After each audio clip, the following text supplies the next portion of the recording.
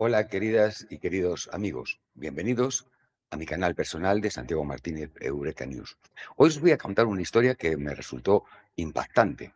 Es la historia de Dutch Hendrik, un ex soldado holandés, que fue como mercenario, indudablemente, a luchar a Ucrania dentro de las filas del ejército ucraniano. Él nos narra la dureza de la vida en las trincheras, nos narra cómo ciertas agrupaciones militares ucranianas, como en este caso el grupo Azov, eh, incluso hacen todos los días nada más levantarse por la mañana el saludo nazi. El ejército ucraniano está totalmente infiltrado por vándalos de extrema derecha, de nazistas, banderistas más bien en Ucrania. Os voy a contar la historia. Es muy interesante. Creo que os va a gustar. Dutch Hendrich, de 40 años, sobrevive al infierno de trincheras ucranianas llenas de ratas. Dice, allí yacía, solo y herido, a menos de 15 grados, a menos 15 grados. Pero ¿quién es Hendrik? Hendrik no es el verdadero nombre, por supuesto, del holandés de 40 años que ha visto muchos rincones del frente ucraniano en 3 años y medio de guerra. Utiliza su nombre diferente debido al peligro que suponen los servicios secretos rusos, o quizás sus amigos banderistas que quieran vengarse de él tras este artículo. Más bien, Hendrich sirvió en la Real Fuerza Aérea holandesa durante muchos años y luego encontró trabajo en la sociedad civil. Cuando el presidente Zelensky pidió al mundo que viniera a luchar en 2022, Hendrik fue a la zona de batalla con varias docenas de holandeses. Actualmente solo hay un pequeño puñado de compatriotas suyos activos como combatientes en Ucrania. Después de otro año de derramamiento de sangre en Ucrania, no hay perspectivas de paz. El soldado holandés Hendrich vio todos los rincones del frente. Unas cuantas veces dio por terminado el día y siguió regresando. Quiero que disculpéis si hay algún error de traducción porque es un artículo de un periódico holandés. Y así como del inglés al español, al castellano, las traducciones son muy buenas, prácticamente no hay ni que retocarlas. Del holandés al castellano, pues no es lo mismo. Y durante la narración quizás pueda haber algún momento de duda, como este, que dice que unas cuantas veces dio por terminado el día y siguió regresando.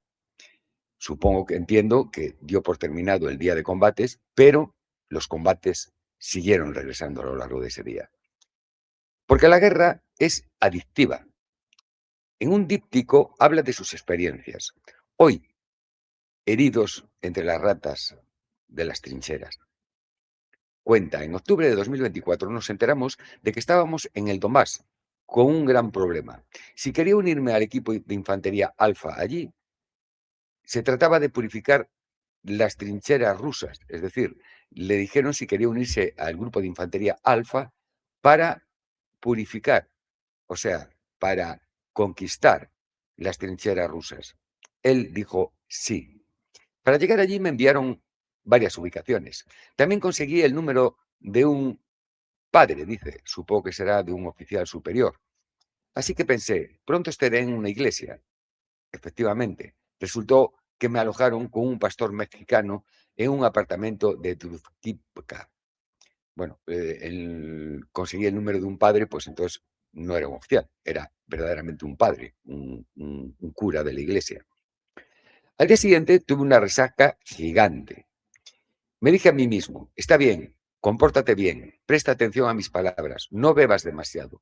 El pastor resultó ser un tipo corpulento con una gran barba negra. Inmediatamente dijo, soy pastor, pero no lo tomes demasiado en serio. Fumo más que tú y bebo más que un tanque Leopard. Así que vamos, beberemos otro trago. Al día siguiente tuve una resaca gigante. Luego las cosas salieron mal en Pocross y tuve que correr allí. En la sesión informativa escuchamos que estamos entrando en una posición defensiva. Me sorprendí porque siempre decía, no voy a sentarme en una trinchera. Es como jugar al baloncesto. Lanzas hasta que entra la pelota. Los rusos hacen eso, pero con morteros. Las trincheras que íbamos a ocupar habían sido recuperadas de mano de los rusos apenas una semana antes. Lo sabía. Si pierdes una trinchera, generalmente intentan vengarse en menos de 48 horas. Así que eso podría suceder en cualquier momento. No me sentí muy cómodo, pero no quieres dejar atrás a tus compañeros de equipo. Los 6 hombres estábamos cargados muy juntos en una camioneta. Tenía una escopeta para disparar a drones desde el cielo, que atacaban desde el cielo. Debido a la amenaza de los drones, no pudimos acercarnos a menos de 800 metros de la trinchera. El resto tuvimos que caminar por el barro. En la trinchera se vive con el ritmo de las explosiones. Era de noche y no nos permitían usar ninguna luz, así que te quedas completamente a oscuras.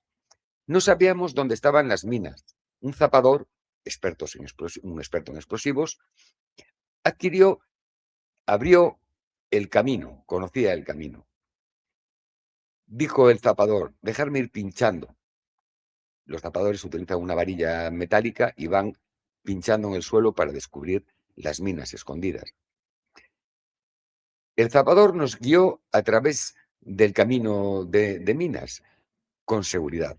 Tan pronto como entramos en la trinchera, tuvimos en nuestras manos un bloqueador de drones y le dijeron, si oyes un dron, presiona el botón. Estábamos sentados allí con 3 hombres, un ucraniano, un alemán y yo. Como el alemán llevaba 2 años luchando y estaba mentalmente agotado, apenas se atrevió a salir del búnker de donde estábamos escondidos. Ese ucraniano solo conocía una frase en inglés: no presiones el botón, porque si presionas ese botón del sistema antidrones, los rusos te ubican y de inmediato te arrojan 10 morterazos en la cabeza. Si tuviera que elegir, preferiría un dron que un mortero. Para que veamos que vemos muchos vídeos de drones atacando y tal, parece que como que los morteros quedaron en el pasado, que no se utilizan. Y como nos explica aquí Hendrich, sí se utilizan mucho y dan más miedo que los drones, porque los drones te atacan uno o dos, pero como una posición de mortero coja tu ubicación, es que puede estar lanzándote bombas horas, horas, días, días. Las ratas caminaron sobre mí por la noche. En las trincheras se vive con el ritmo de las explosiones, un ritmo constante, a veces a 150 metros, a veces a solo 5. Durante el día principalmente morteros, por la noche principalmente drones. En el bosque del otro lado se ven a los rusos. Nuestra trinchera tenía forma de S, 70 metros de largo y unos 6 pies de profundidad, unos 2,5 metros más o menos. Era tan estrecho que quedaba rozando las paredes con mi chaleco todo el tiempo. Al ir caminando iba rozándose por las paredes de lo estrecho que era la trinchera. Por la noche escuché chirridos. En la luz roja de la linterna frontal vi ratones caminando sobre mí y ratas, en realidad docenas, en tus bolsillos, en la comida, en tus mochilas. Tenía miedo de que me mordieran, porque en Ucrania hay muchas enfermedades. Entonces, no puedes dormir bien. Ciertamente, no con el chaleco puesto, el casco puesto y con continuos bombardeos. Vi las imágenes. Los 4 recibieron un disparo en la cabeza. En realidad, tuve que hacerlo todo: esperar, observar y cavar. Había aprendido, si quieres vivir, tienes que seguir cavando. Tienes que seguir ampliando tu propio hoyo. Mi mayor temor era que los rusos entraran en la trinchera, como ocurrió en una trinchera a 120 metros de distancia. Allí dormían 4 de nuestros soldados, uno al lado del otro, sin casco, sin chaleco, con la radio apagada.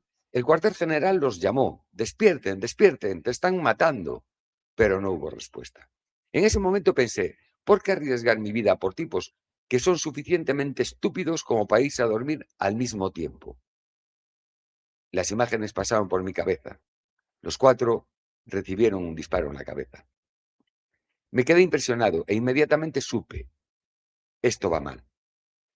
Y esa noche sucedió. Me quedé en medio de la trinchera, entre los troncos de los árboles que habíamos colocado directamente en la trinchera para hacer que los invasores rusos les fuera lo más difícil posible acceder a ella. Primero, una granada propulsada por cohete impactó justo enfrente de la trinchera.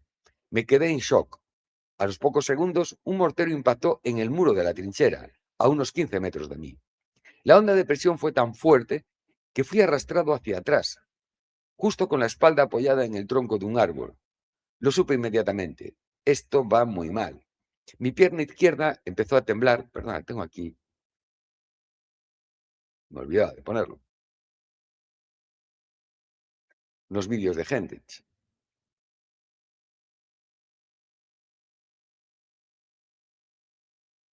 Pues a los pocos segundos un mortero impactó en el muro de la trinchera a unos 15 metros de mí, decía. La onda de presión fue tan fuerte que fui arrastrado hacia atrás, justo con la espalda apoyada en el tronco de un árbol. Lo supe inmediatamente, esto va muy mal. Mi pierna izquierda empezó a temblar incontrolablemente. Mi brazo izquierdo tampoco funcionó. Y mi espalda tenía un dolor ardiente, justo debajo de mi chaleco, justo encima de mi coxis. Llamé al alemán, simplemente asomó la cabeza fuera de su agujero y me arrojó una botella de agua. Y me dijo, descúbrelo tú mismo. El otro soldado, el ucraniano, estaba a 60 metros de mí. Ahora bien, si me lanzaran un dron, estaría acabado. Allí estaba yo, hacía menos 15 grados, o sea, 15 grados bajo cero. No hay techo encima de mí. Si viniera un dron ahora, estaría acabado. Lo sabía. Tengo que ir a mi propio agujero. Pero mi chaleco pesaba 25 kilos, con placas de cerámica, 12 cargadores y granadas de mano. Con puro poder de brazo me arrastré hasta el agujero, lo más difícil que he hecho en mi vida. Caí en él y luego llegué a la sede, a la sede por radio, es decir, llamó al comando por radio. Les dije lo que me pasaba. Hubo un médico que dijo, o te rompiste la espalda o te rompiste una vértebra. No me parece que ponga en peligro tu vida. No pudieron venir a buscarme. Allí estaba tan bajo fuego que la extracción era imposible. Tienes que quedarte allí hasta mañana por la noche. Así que allí estuve, solo, durante 24 horas, herido. Tenía agujas y morfina y estaba solo. Si los rusos entraran en la trinchera, estaría acabado. La noche siguiente finalmente apareció alguien en el borde de la trinchera. Le gritó, ven ahora. Y se había ido otra vez corriendo. Con el coraje de la desesperación, he ido corriendo, incluso tropezando tras él. Esos 800 metros parecían 50 kilómetros. En la camioneta me levantaron y me tiraron como una bolsa en la parte de atrás.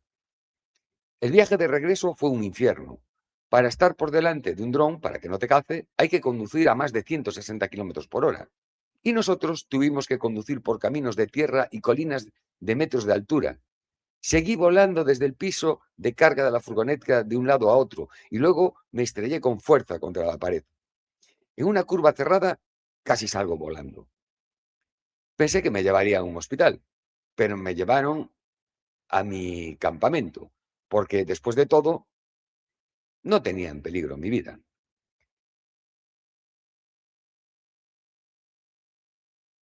Pasó un médico del ejército y el comandante, quien exigió que Hendrix regresara al frente esa misma noche. Él no pensó en ello. El comandante agarró su arma, después de lo cual Hendrix agarró su rifle de asalto Bren, que estaba al lado de la cama. Si no hubiera sido por la intervención del sacerdote, podría haber terminado en una especie de tiroteo tipo lejano oeste. Estos son los aspectos más bellos de la vida en el ejército ucraniano. Hendrix ya había conocido este inconveniente anteriormente. Los abusos, en lo bueno, tienen menos probabilidades de ser noticia que aquellos en lo malo. Pero la corrupción sigue siendo rampante. Eso experimentó el ex soldado de la fuerza holandesa de 40 años. Pague usted mismo el tratamiento médico. Observó que los extranjeros que arriesgan sus vidas por Ucrania a veces son tratados con rudeza. Por ejemplo, tuvo que organizar y pagar su propio tratamiento médico. Escuchó que los familiares de personas extranjeras caídas para rara vez o nunca reciben el beneficio prometido. Hubo rumores escalofriantes sobre la brutalidad con que los combatientes colombianos, en particular, a veces trataban a los prisioneros de guerra rusos. Hendrik terminó en una clínica privada en el oeste de Ucrania. Los músculos de la espalda habían sufrido un fuerte golpe por el impacto de la granada, pero la terapia le ayudó. Durante unos meses continuó recuperándose en los seguros Países Bajos, en su casa. En algún momento se pusieron en contacto. Si yo quería volver, si no quería volver. Al principio pensé, así es como siempre tratan a los extranjeros. Literalmente te dejan desmoronarte. Y cuando vuelves a estar en forma, de repente pueden volver a utilizarte, aunque ni siquiera te paguen el sueldo. Dice, hablas con viejos compañeros y te dicen, oye, te extrañamos, ven a ayudarnos. Todos tenemos que hacerlo juntos. Y luego, aunque te tratan como una bolsa de heno, después de 5 meses en Holanda, todavía tenía la sensación de que aún no estaba listo para volver. No quería abandonar a mis compañeros, pero no estaba tan preocupado por Ucrania. Ya era la tercera vez que decidía regresar después de un periodo en la zona de conflicto. En los Países Bajos trabajo como mecánico de barcos. Pienso que era un buen trabajo. Pero si has estado tan inmerso en esta guerra, la vida normal es difícil. Ese es un tema del que he hablado con muchos otros chicos que han comentado todos lo mismo. Un amigo americano dijo, no puedo hacerlo. Esa guerra está en mi cabeza. Tengo que estar allí. Tengo que tener un arma en la mano por el equivalente a $500 al mes que a menudo ni siquiera me pagan. La guerra es absolutamente adictiva, notó Endich, especialmente la sensación de que encajas en un panorama general, en una máquina de lucha donde no hay reglas al respecto. Cuando entras en esta máquina, el resto del mundo no existe. Justo en ese momento, entonces, ¿qué pasa cuando regresas a casa? Es agradable volver a ver a tu familia. Tu cuerpo está aquí, pero tu cabeza continúa allí. Y luego regresé a Ucrania en febrero del año pasado. Esvásticas en Azov. Allí se le acercó la tercera brigada de asalto separada, que estaba adscrita al asediado regimiento Azov. Esto cayó en descrédito al comienzo de la guerra. Este cayó en descrédito al comienzo de la guerra debido a las simpatías neonazis dentro de sus filas. El comandante que lo recibió le aseguró que todo era cosa del pasado. Ya no hay nazis. Este no es el Azov del pasado, le dijeron. Azov ha sido reformado, purificado y reconstruido. Hendrik decidió probarlo. Todavía no estaba en forma, pero se le permitió hacerse una prueba física. No lo logró e inmediatamente fue frotado con fuerza por un veterano danés que había estado luchando cerca de Azov desde 2014 y había sido prisionero de guerra con los rusos durante un tiempo. El hombre lo regañó, lo ridiculizó y dijo que nadie le serviría nada. Endrich dimitió, quería irse, pero el administrador de la oficina le dijo que no estaba solo. Ya ha recibido muchas advertencias, dijo. No eres tú. Se metió en problemas con había recibido muchas advertencias de que en el grupo Azov seguían siendo nazis. Tenían esvásticas y hacían el saludo. Y el administrador de la oficina le dijo que ya lo sabía, que había recibido muchas quejas, que no era cosa de él, que no es que se lo inventara el holandés. Se metió en problemas con los colombianos, que forman un estado dentro de un estado lleno de proyectiles no guiados en el ejército ucraniano. Realmente viste una invasión de colombianos en Ucrania, dice Endrich. Pasaba el rato solo, no tenía ningún interés en los otros extranjeros. Y entre ellos había muchos tipos de los cárteles de la droga.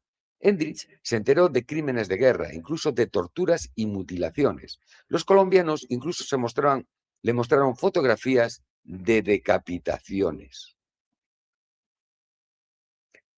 Como Endrich habla español, le pidieron que se uniera a una carpa llena de colombianos. Su trabajo consistía en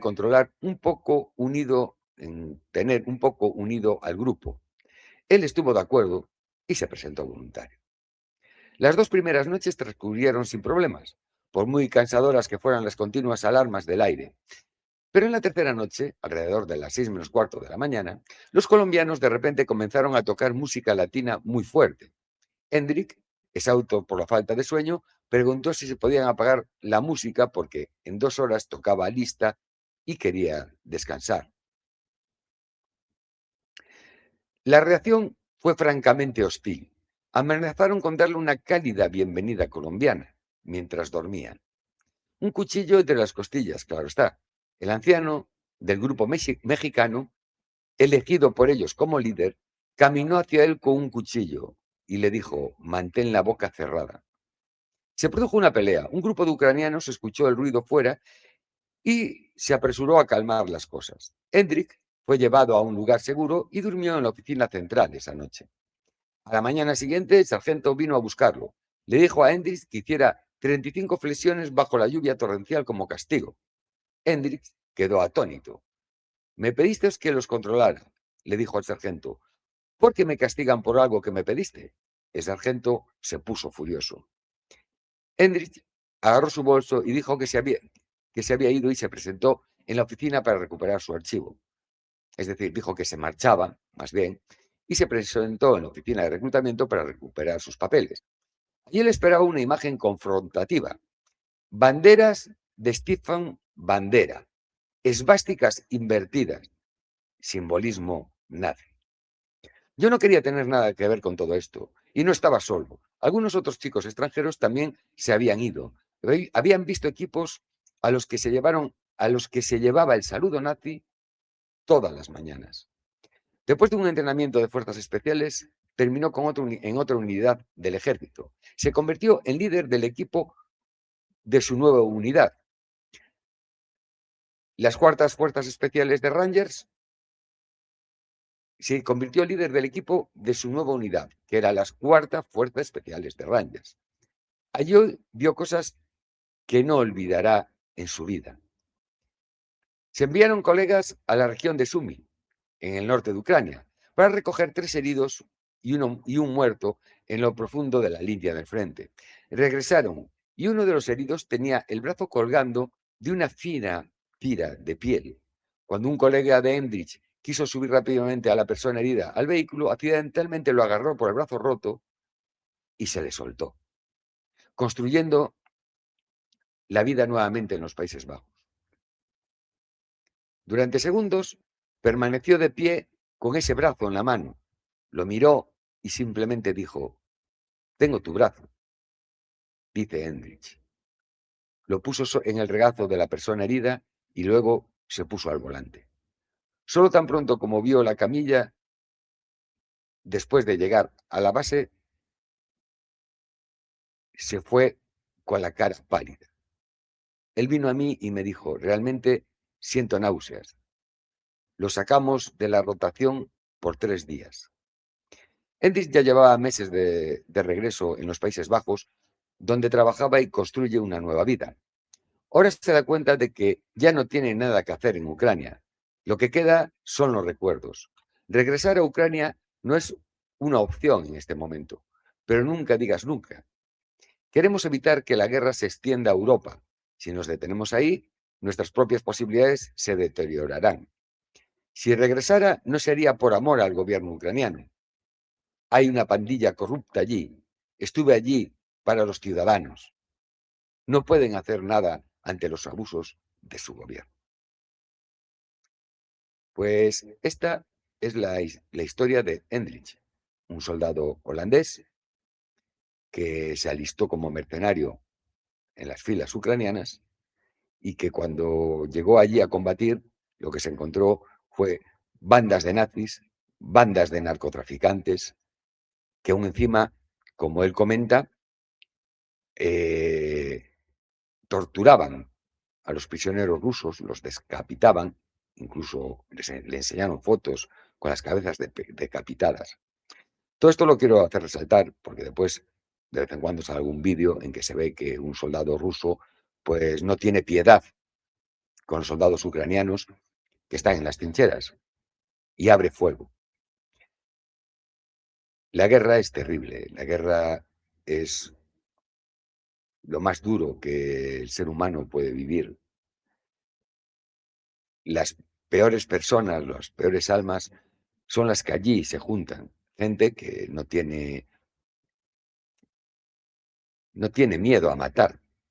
Gente que está acostumbrada a vivir en la violencia, como los colombianos narcotraficantes o como los nazis de Azov. que desde que son niños los educan para la violencia, para odiar al distinto, para matar. Espero que os haya gustado la historia de Heinrich. A mí me pareció muy interesante. Es bueno ver lo que un soldado occidental, fuera de, de, de- de la convicción que te meten en la cabeza en Ucrania, alguien que va de fuera y lo ve, que nos cuente todas estas cosas. Porque en realidad lo que nos hace es abrir los ojos, ver la realidad, ver lo que es la guerra y ver quién lucha en esa guerra. Me despido y os emplazo para mi próximo vídeo. Encantado.